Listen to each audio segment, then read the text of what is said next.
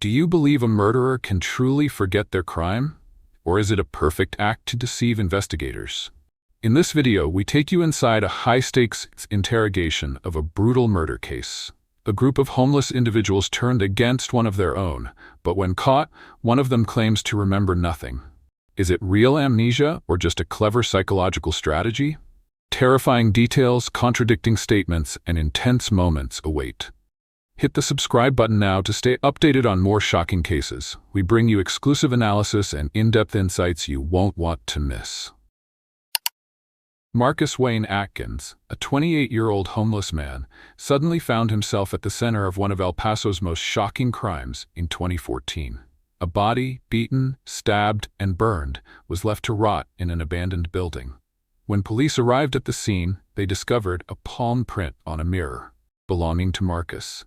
Detectives immediately set out to find him, but as luck would have it, Marcus was already in custody on unrelated charges. At first, he denied everything, but then something changed. He decided to talk, unraveling a dark and disturbing truth. Then, after a change of heart, Atkins is able to bring the investigation to life with other names that he implicates in the crime. First, they ask him about what he saw that day. We are in the Crimes Against Persons office. The address here is 911 North Rainer. Today, we are investigating an incident that occurred at, the address is 101 North Mesa. Okay. This is right at the intersection of San Antonio and Mesa.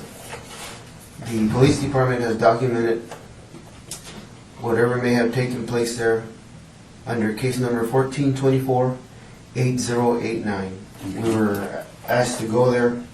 There is a body of a person that was found there. You are currently, yes, you're a suspect in this incident that occurred with this person. There's foul play involved with the death of this person. You are not under arrest for this offense of whatever may take place concerning the death of this person. Okay. You are currently incarcerated or at the El Paso County Detention Facility. Is that right? Let me ask you this. First of all, tell me what you know about what took place at this location that we spoke of. The place is 101 North Mesa, and it's a vacant building. Is that correct? Yes, sir. Tell me what you know. All I know is on a Saturday, I was hanging out with my friends, the ones I mentioned to you beforehand. Okay. Earlier we talked a little bit about, let's see here, you spoke of... Inside the interrogation room, detectives pressed Marcus to tell them what he knew. He recalled that night, sitting with a group of friends when Thomas suddenly turned to him and said, "Do you remember Mexican Jerry? He's dead." Marcus froze. At first he thought Thomas was joking, but the seriousness in his tone sent a chill down his spine. When Marcus asked where the body was, the answer was chilling. The spot, the abandoned building where they often stayed. What people did you see? Let's talk about those people. It was Thomas, Britney, Jerry, and Jesus. Or if you want me to, Let's talk about the people that were there that day that we're going to talk about. Okay. The two that was around me at the time, it was Thomas and Jesus. Okay. And Thomas just comes up to me, looks at me, and goes, "Do you remember Mexican Jerry?" I said, "Yes." He said, "He's dead." And I just gave him a look like, meaning, I thought he was, playing, but I thought he was literally joking, but, he had the serious look like, I'm not playing. Because, you know how some people are, they joke around, but to make it seem authentic, they throw on the serious face. So, I was like, okay. I was like, where's he at? And they said, he's at the spot, in the basement. Well, that's what they referred to the building as, the spot. The spot? The spot. Okay. And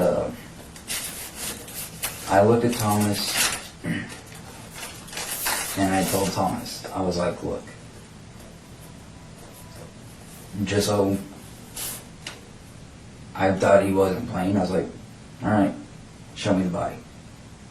Okay. We went to the building, we went to the basement, they showed me the body. Describe it. They had him, he was laid down on a mattress. They had his legs bound, his arms his arms and legs tied up.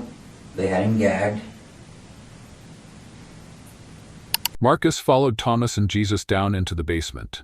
In the dim light, he saw it, a lifeless body, bound at the hands and feet, gagged, lying on a filthy mattress. Thomas turned to Marcus and said, "The only thing left to do is burn the body." Marcus insisted he wasn't there when the murder happened, but standing at the scene, watching the body burn, leaving behind his palm print, he had already sealed his fate. And then Thomas looked at me and said, the only thing we got left to do is to burn the body. I wasn't there for the initial murder, but I was there, as I said, when they burnt the body. This fits the saying. Curiosity killed the cat to a T. Atkins was not present for the murder, but he will put his freedom in jeopardy by joining his friends at the crime scene. And that's really, the only thing I'm able to give you, because I wasn't there for the initial murder. But Thomas did tell me one night, I believe it was last Wednesday, he told me, he's like, how do you say it? He goes, how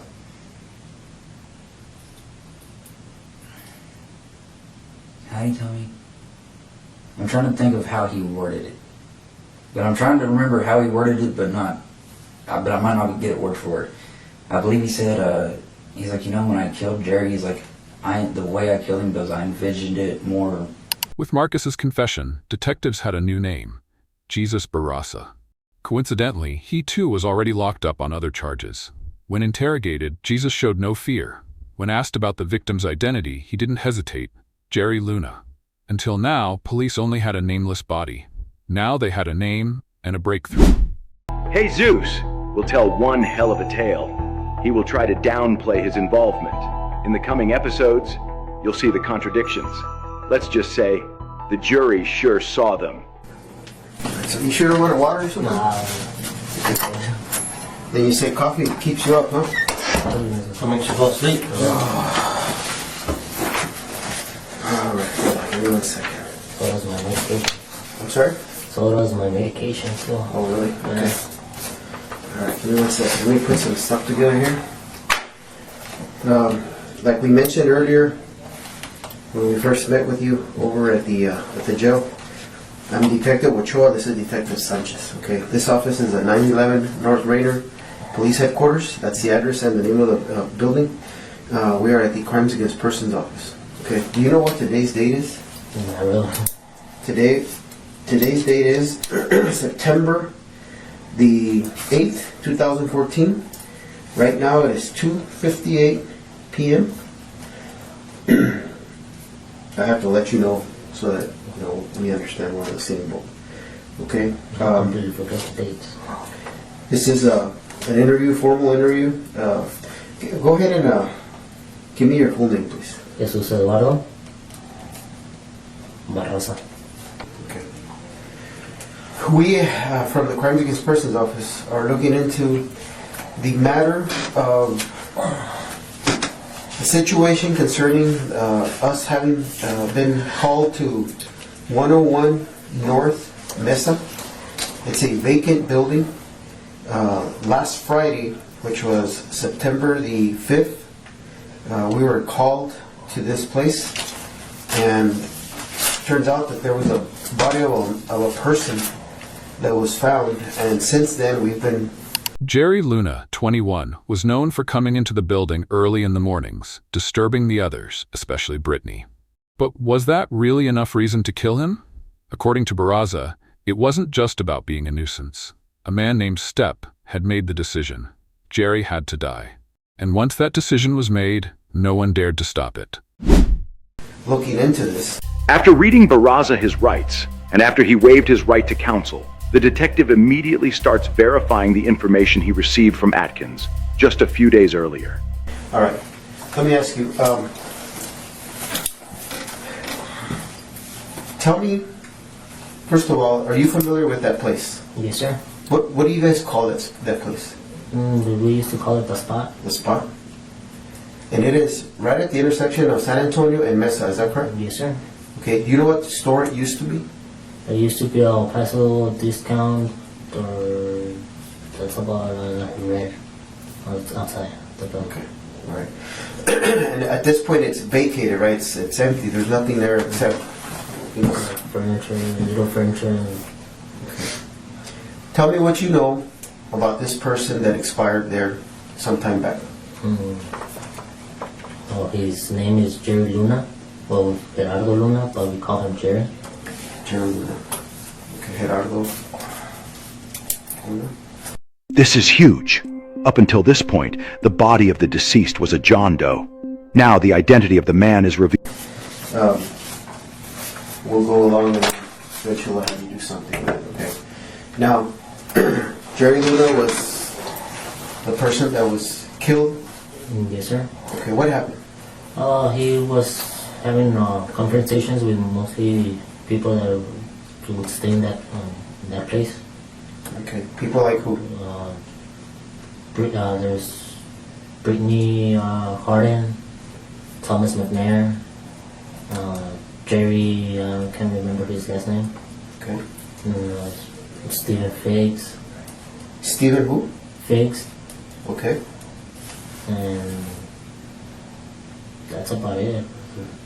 The Mickey was all cool, you know. Okay. What happened? There was one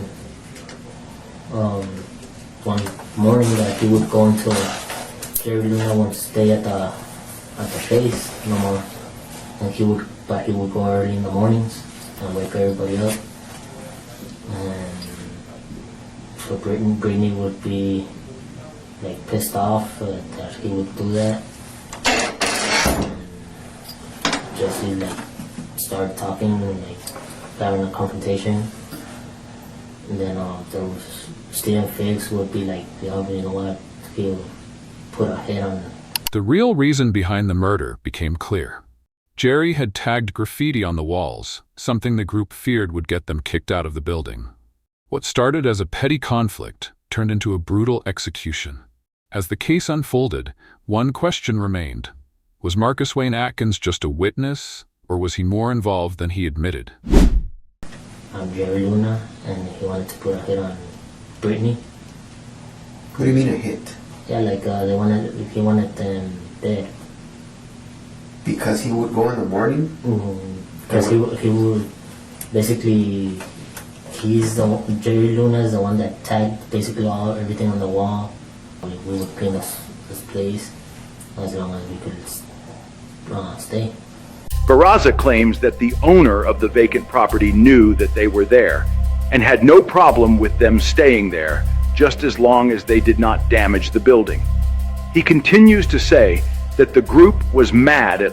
This is his reasoning behind the attack. And supposedly that's what they say that they did. And Jerry Luna wasn't just an annoyance, he was seen as a threat. He had been tagging graffiti on the walls, making the group fear they'd get kicked out of the building. Stepp, the mastermind, decided Jerry had to die. But he wouldn't do it himself. Instead, he offered money to anyone willing to take Jerry out. The ones involved? Crazy Jerry, Thomas McNair, Britney, Barraza, and Stepp himself. Steven had a real bad argument. He didn't want Jerry Luna to stay in there because he would smoke spice and he would start messing around the place. Okay. And there was one time that Jerry Luna wasn't around, and Steven was like, you know what, well, I'll pay you in small amounts if you guys take care of Jerry. When you say take care of, what do you mean? Like to kill him. And Steven is telling who? it was to Jerry, the crazy Jerry, Thomas McNair, and myself, and Britney. You don't know Jerry, the crazy Jerry's last name, right? Can you describe him?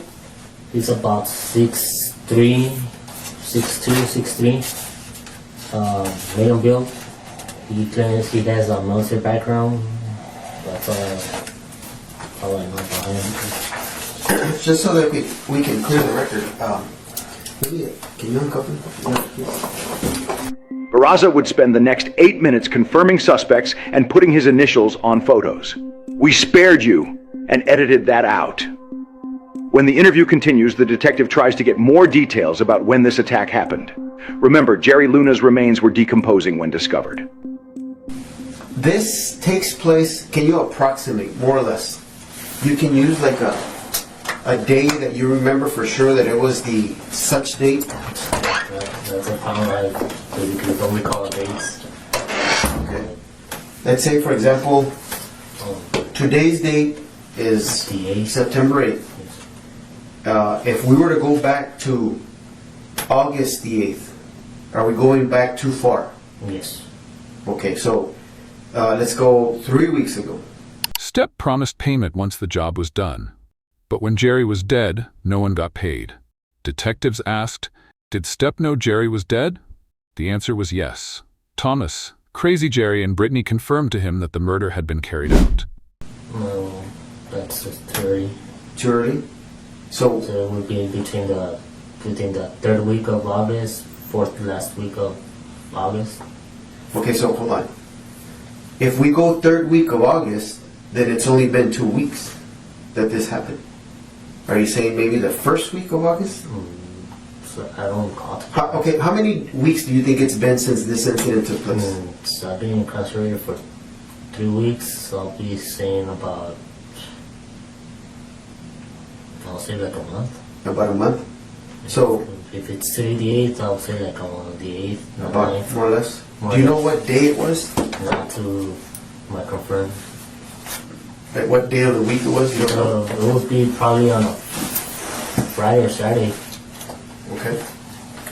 All right, so what happened? I mean, I know that you mentioned that they have a problem with Jerry Luna, right? Yes, sir. So what's going on then? He would go into a spot, and when we would leave, he would stay, and he would get things like without asking.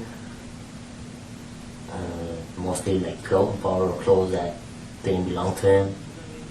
Like if we would get my clothes, I'm like I need mine, but most of the other guys would get pissed off. Okay. Now, Barraza would make a claim that no other suspect would mention in their interviews. And like I said, Steven Felix was the one that really wanted him more dead. And he wouldn't do something about it. He would like have someone else do it. He told me, told myself, he told Thomas McNair. Mm-hmm. And The attack happened in early August. Jerry Luna had a habit of taking other people's belongings without asking, which made him unpopular within the group. But was that really enough reason to kill him? For Stepp, the answer was yes, and he made sure it happened. Crazy Jerry and Britney caught him. Okay. He told us if we could take care of Jerry Luna. Was he specific? Like, take care? Define take care. Like he wanted him dead, Okay. basically. And he solicited? You know what solicit means, right? Yes. Like ask. Yeah. He asked Crazy Jerry, Thomas McNair, yourself, Jesus Barraza, and Britney Payton, right? Yes. Anybody else? And that's about it. Okay. And he would pay you how? In small amounts, he said he would get. I don't know how he would get money because he was also homeless. Okay. So he would say he would pay us little amounts. Before or after it would take place? It'd be right after it took place. Okay. Let me ask that you know of? Did he ever make payment to either one of you? Nah. Does he know that Jerry's dead? Yes. How do you know that? Because most of the guys, Thomas and Crazy Jerry and Britney told him that it was already done. They already killed him. So these people accepted the offer. Yeah. And how about yourself? Actually, I don't get involved in that violence. I'm not a violent person.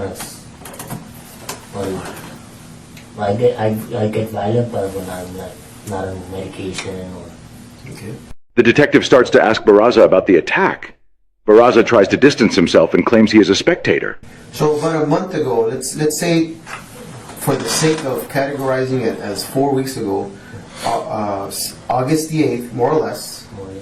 That afternoon, Jerry arrived at the building carrying a CO2 air pistol.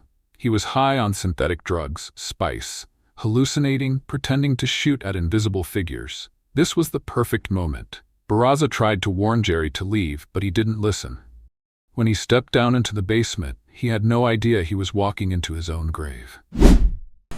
What happens that day? Jerry Luna arrived. It was roughly, I would say, like around noon. He had a CO2 pistol. Okay. And he would be like pretending he was like shooting around like ghosts or people that he thought he would see because he would smoke spice. Okay. And Britney and Crazy Jerry would wake up and I'm like, you know what, this is our time to do it, to kill him.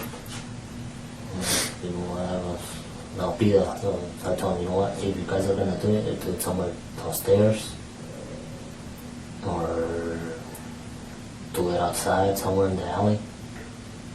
And they went straight down. He went downstairs. Jerry Luna went downstairs, and Crazy Jerry, Thomas McNair, and Britney would soon follow. They were carrying like sticks, tubes, and they wouldn't let Jerry Luna go up. How did they get him to go down? Jerry Luna was smoking spice that day. He would see things. Or like he would see someone that would go downstairs. And So Jerry went on his own down. yeah, he went on his own at first, but he would go down and he would come back up. And the second time he went straight all the way down,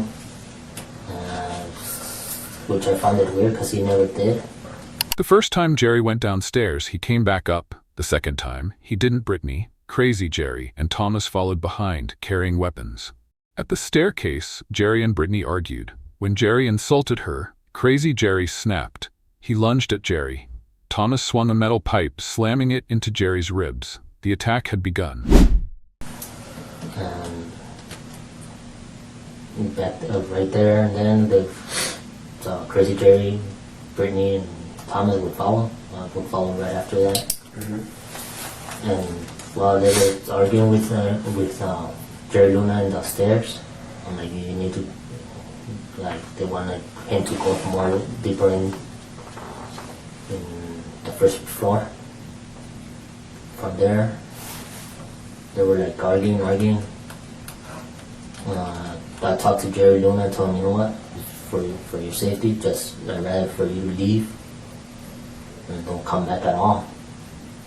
Not at all. Not even if you need me if you need borrow clothes, let me know at the library. You never did. So you're telling this to Jerry Luna in front of these people that want to kill him? Yes. And what are they saying to you? That supposedly they have to do it.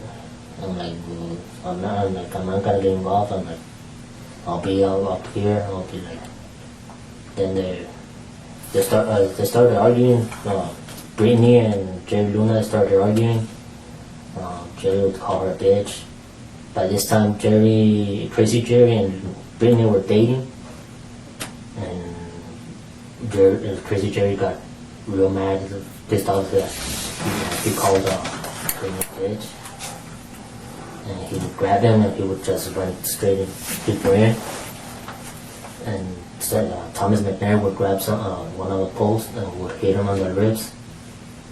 But prior to that, I think a week before that, Jerry Luna and Crazy Jerry were having a confrontation, which resulted with stabbing.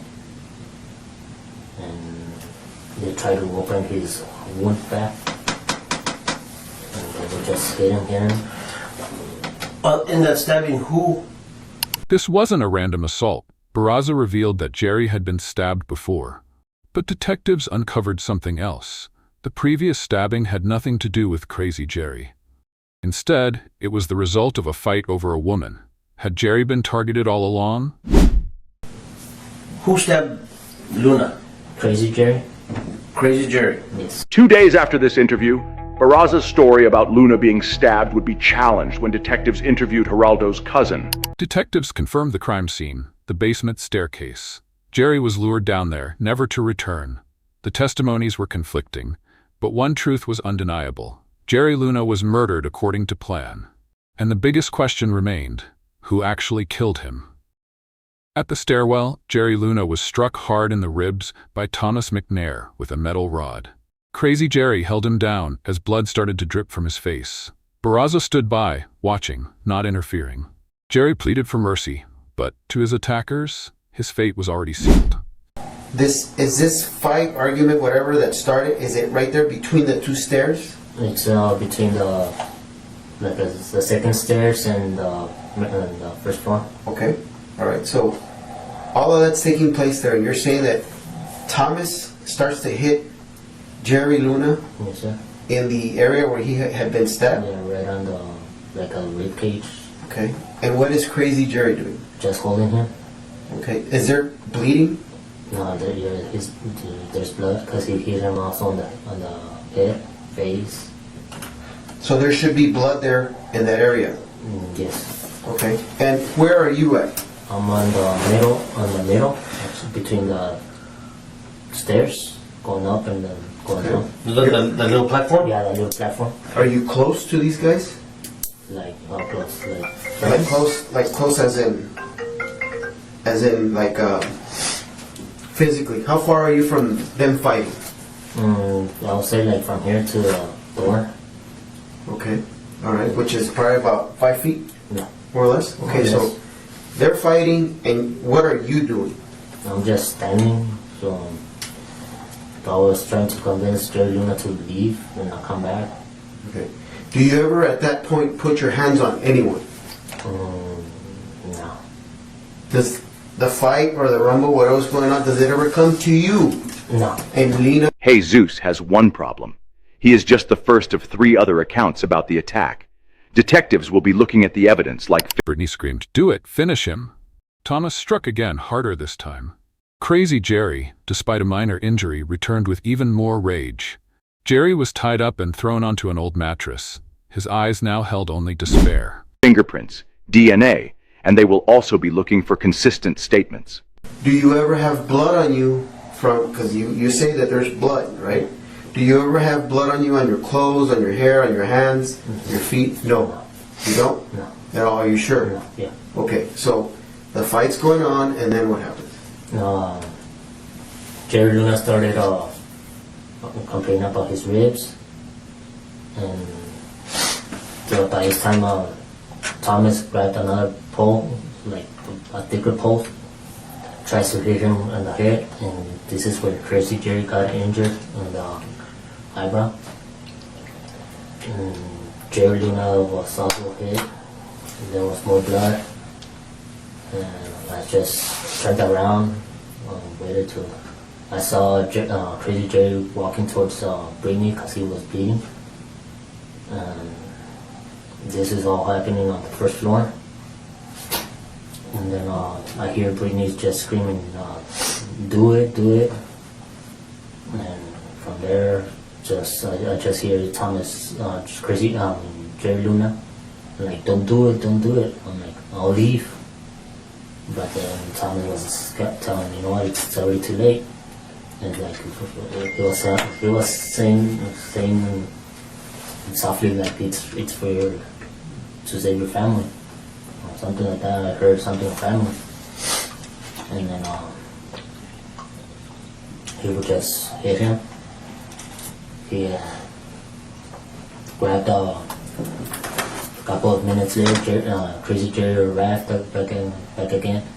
And starts just hitting him on the head with that same post that Thomas had. You said that he came back. Where did he go? Supposedly to clean off his. Crazy Jerry tightened a bungee cord around Jerry's neck, pulling back, forcing his head against a glass panel. His breath weakened. Thomas grabbed a shard of broken glass and stabbed Jerry's neck. As blood poured out, he continued beating him with the metal rod. Britney watched and smiled. The cut that he had. Okay, so he comes back and you said he starts hitting Jerry Luna again? Well, With what and how? he took away the post that Thomas was hitting him with, and he just went crazier and crazier. And what is Jerry Luna doing? Where is he? He saw basically mostly on the floor already, on his knees, Where? on the first floor, The basement. The the basement. basement floor. Okay. And then all of a sudden they stopped and they told me, you know what, we have to do this. And I'm like, Jerry said, okay, well, I'll comply. Just don't go after my family and all that. And by this time, I'm like, I started to cry because I'm like, Where are you standing? I'm standing on the very bottom, close to the elevators. Is this close to the stair? Yeah, In the basement. in the basement. I'm like right on the close to the counter. There's a counter on the right side. What color is that counter? I think it's yellow. Okay. All right. So you're standing. What happens now to Jerry Luna? He complied that they had to do what they were meant to do, and Thomas told him, you know what, we're gonna tie you up. So the crazy Jerry grabs, I don't know from where, he grabs something, ties his feet, ties his hands on his back, and then they laid him down on a box spring of a twin mattress. And then from there is I just see Crazy Jerry holding something from around his neck. Jerry Luna lay motionless. The silence was deafening. The group left the scene without remorse. But Thomas wasn't done. We have to burn the building. Britney nodded. It's an order. The murder was complete. But now, a new plan was about to begin. Holding his neck, and there's a pillar, a glass pillar, or mirror pillar, and pulling. And I'm like, okay. Crazy Jerry, is he trying to choke him or? Yeah. When you say, so he's got something wrapped around his neck Yes.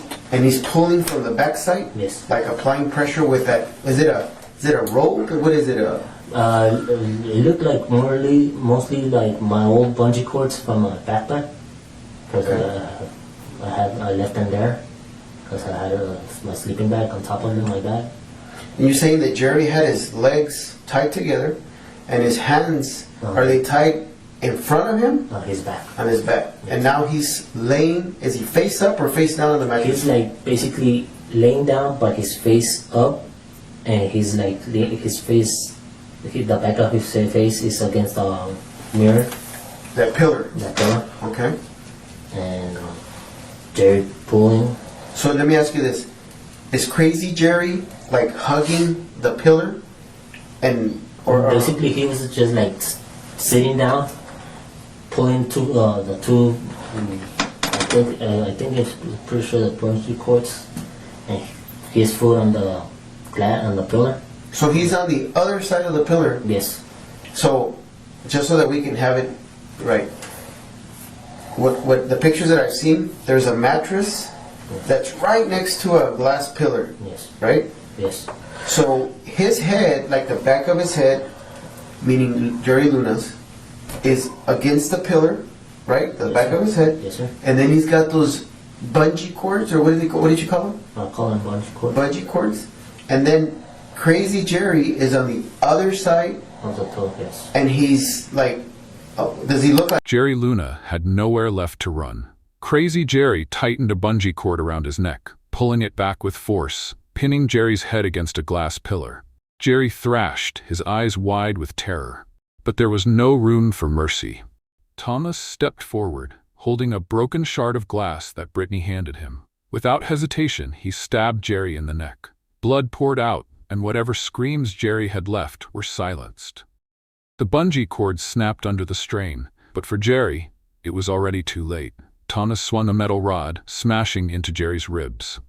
Crazy Jerry joined in, beating Jerry's face over and over. Their attacks were relentless, and Britney, she just stood there, staring at Jerry, a twisted smile forming on her lips. You know what people look like when they're rowing a boat? Yes. Does it look like that? And he's pulling back? He's pulling back. Okay, when you see Jerry Luna, what is he doing? He's basically choking. I see his eyes bright white. Started crying basically. I'm like, I didn't want nothing to happen. But like, and then I see Thomas McNair. There was a glass shattered on the floor of a broken mirror. I see Thomas grab a piece, or I see actually Britney giving a piece to Thomas, and then Thomas would go straight to Jerry. I see Jerry Luna having something in his mouth, like a rag or something, and I see Thomas poking on his neck, like for Jerry Luna not to scream. And I'm like, I think the bungee cords torn. They tear. Because of the force. Force. So they snapped? They snapped. Okay. And then from there I see Thomas, he finished poking him, and he grabs the small thin post, starts hitting him on the ribs. This is Thomas. Thomas. Okay. And he's just banging. And I see by this time Jerry's laying straight flat. And then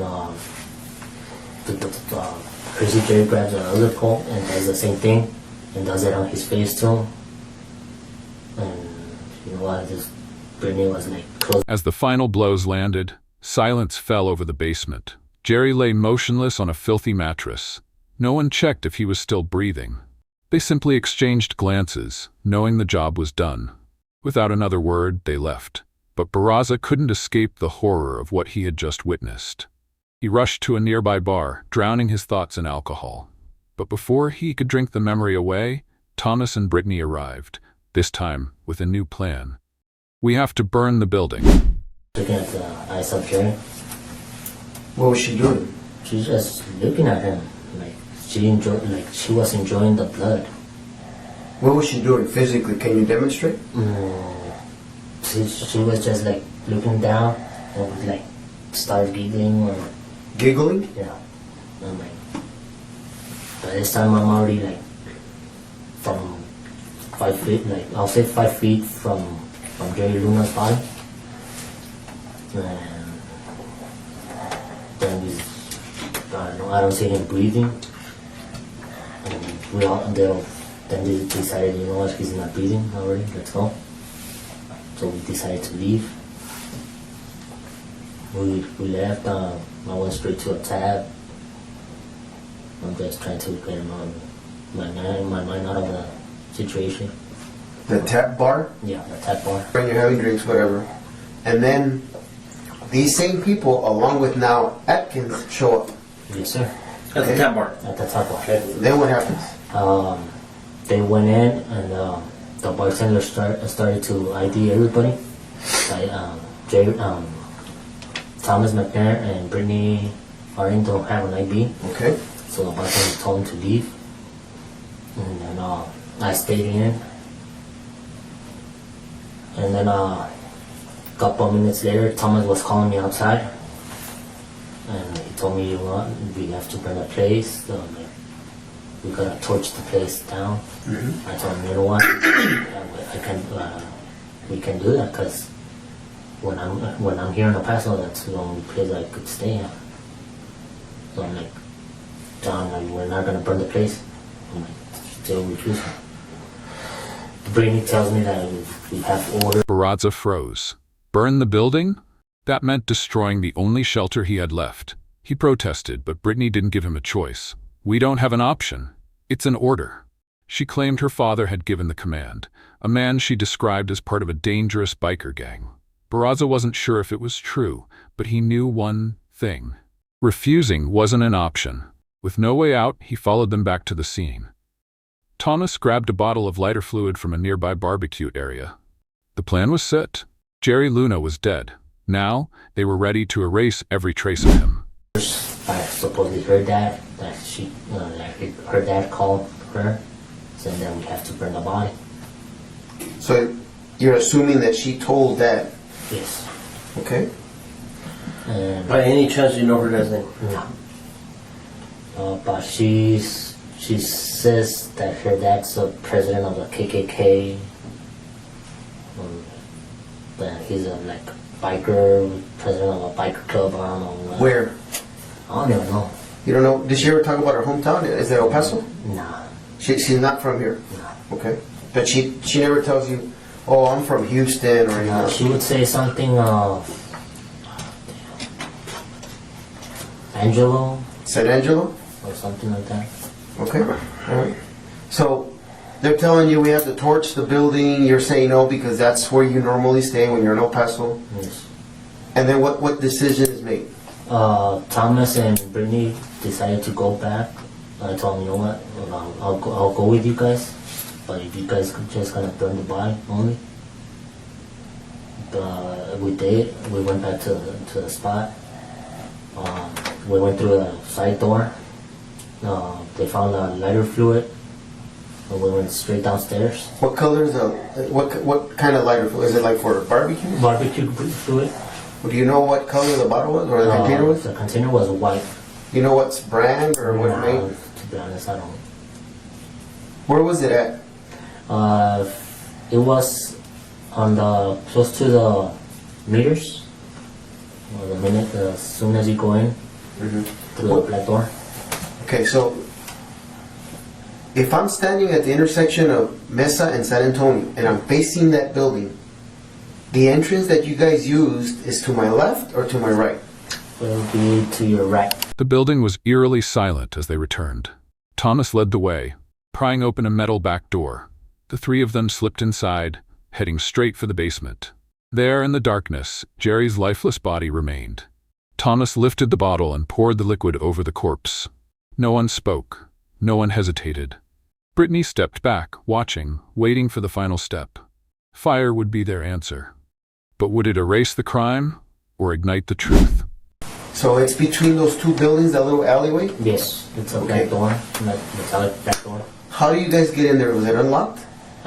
They have this way of leaving this about that much open, Uh-huh.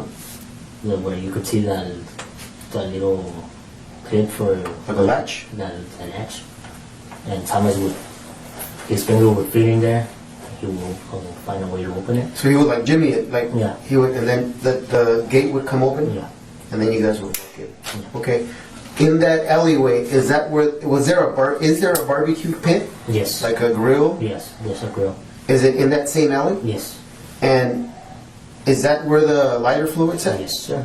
Okay. Who grabbed the lighter fluid? Thomas. Thomas, okay. So all of you make your way. Now, there's 4 of you that are alive that were there when the killing takes place. Yes. Except now Marcus is there now. Marcus is on he waited at the tab with Crazy Jerry outside the tab at the bus stop. And they were just trying to calm down Crazy Jerry. It was just, by the time we went back, it was myself, Thomas McNair, and Britney Harding. We went back. Okay. We went straight downstairs. I'm about 2 feet away from Jerry Luna's body. and I see Thomas just rolls the lighter fluid. Okay, hold on. Thomas? Yes. Okay, now hold on. Just the three of you, yourself, Britney, and Thomas McNair, come back. Yes. Thomas grabs the lighter fluid from that barbecue area. All three of you go down there. And is there anything that takes place before? I mean, in other words, is it... Marcus and Crazy Jerry waited outside the bar, acting as if nothing had happened. Meanwhile, Thomas, Britney, and Barraza returned to the crime scene. They silently made their way down to the basement, where Jerry Luna's body still lay. Thomas pulled out a bottle of lighter fluid, but before setting the fire, they covered the body with a red blanket, Barraza's blanket. Barraza was furious, but he had no say in the matter. It's still the same way you guys left the body? Do they put anything on the body? Do they move the body? Do you know what I'm saying? Yes, actually, I think they went before I went, because they went before they burned the body, because they used my blanket to cover his body. What color is it? Red. Your blanket? Yes, my blanket, the one that I brought from Juarez. But What kind of blanket is it? it was a fleece. A what? A sleeve or fleece blanket. Yeah. Do you mean fleece? Fleece? Yeah. What is fleece to you? It's just one thing. Is it like a silky? No, it was. Or is it like a...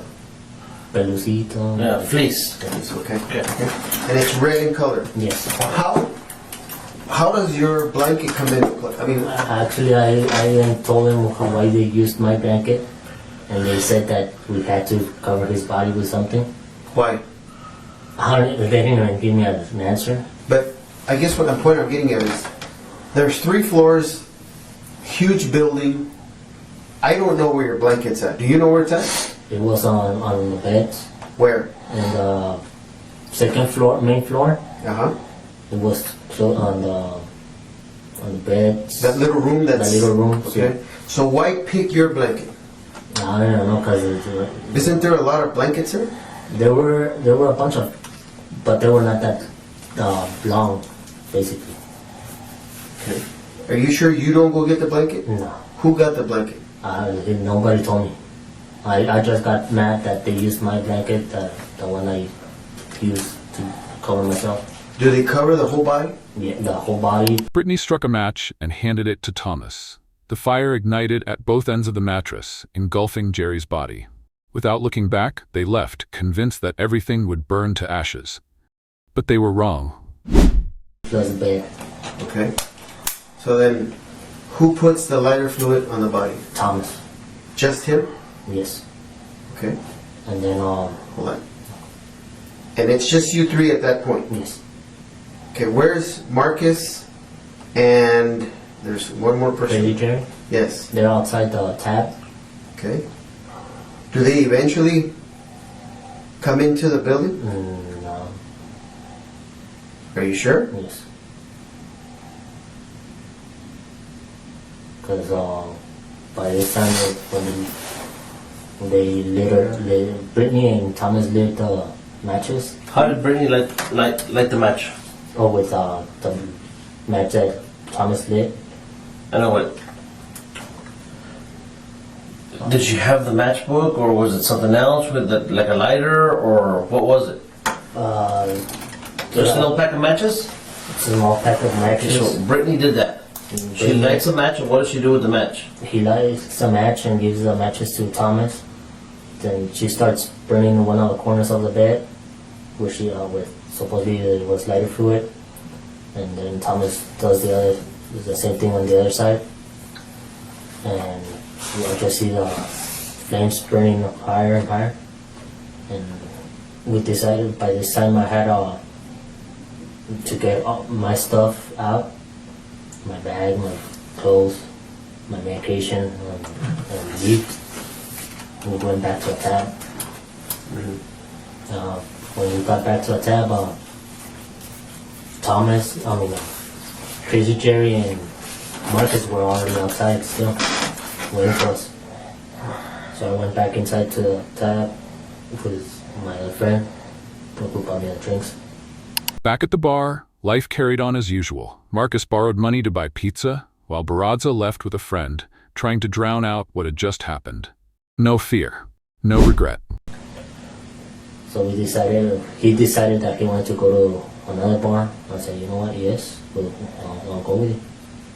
We went to a toolbox, and we were outside the tab, and Thomas asked my friend if he could borrow $5 because they wanted to buy pizza. And that's about it. He lent them the $5, and Crazy Jerry and Marcus went to go to Sotoli get the pizza. Me and my friend went straight to the toolbox. I was carrying my bag. What's your friend's name? Your friend that you go to the toolbox with, what's his name? I can't remember his name, to be honest. He's an okay guy too. He's gay. From there, I'm still carrying my bag. I told him, you know what? Let me drop off my bag. So I dropped my bag behind the dumpsters between the alley and next to Fallas Paredes. There's 3 dumpsters. There's a little gap. Drop off my bag there. Okay. So I went back to see my friend, and we went straight to a toolbox. I left Thomas and Britney outside the tab because they were gonna wait for Crazy Jerry and Marcus. Okay. Then I'm trying to hear if I hear sirens, just in case of a building being burned. From there, from the toolbox, I met this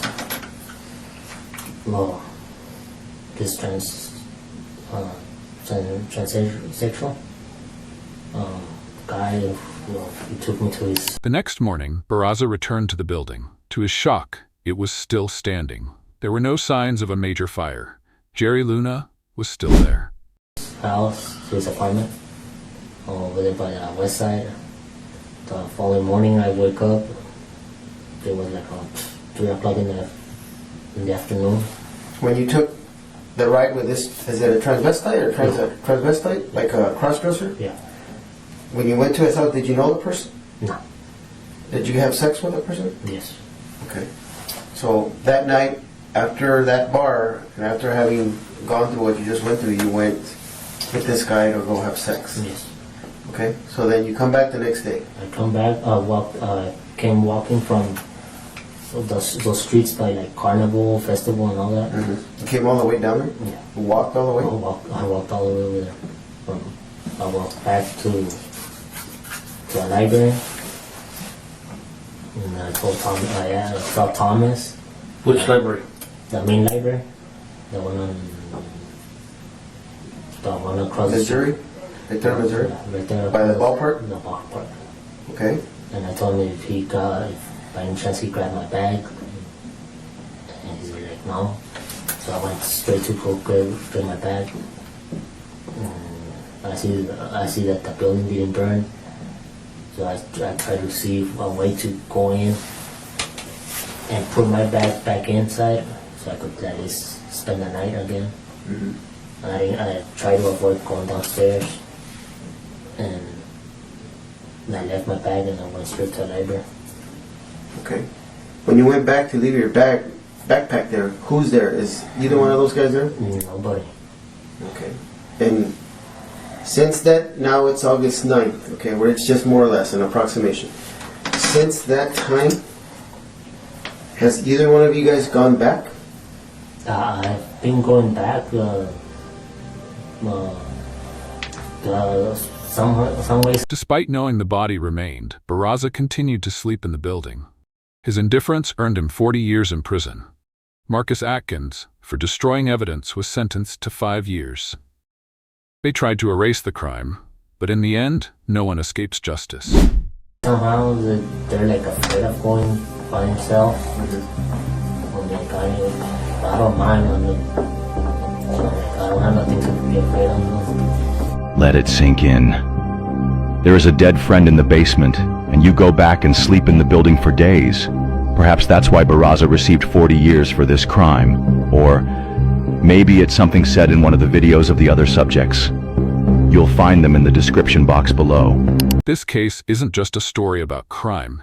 It's a chilling reminder of how people can turn on those closest to them. Despite their attempts to cover it up, the truth was exposed. Barraza was sentenced to 40 years in prison for murder, while Marcus Atkins received 5 years for destroying evidence. They thought they could escape, but justice never sleeps. What do you think about this case? Did the murderer really forget, or was it just a psychological tactic? Drop a comment below. We want to hear your thoughts.